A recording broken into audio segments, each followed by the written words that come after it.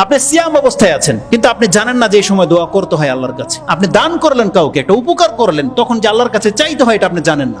সেজদায় যে আল্লাহর কাছে বলতে হবে, কিছু চাইতে হবে, সেটা আপনার ফিল হয় না। অথচ সেজদাটা আপনার এত বড় একটা পাওয়ারফুল ইবাদত, যেখানে দোয়া করলে আল্লাহর কাছে পৌঁছে যায়।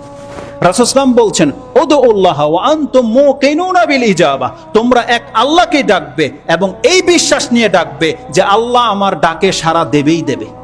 এই একই নিয়ে তোমরা আল্লাহকে ডাকবে।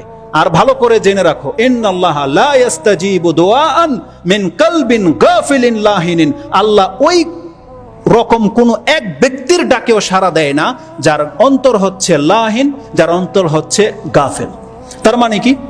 লাহিন হচ্ছে মূল্যবান বিষয়টাকে সে মূল্যায়ন করে না, সেটাকে খেলতামশা ভাবে। যেমন আজকে সময়ের মূল্য যে আমাদের কাছে কত, এটা আমরা বুঝি না।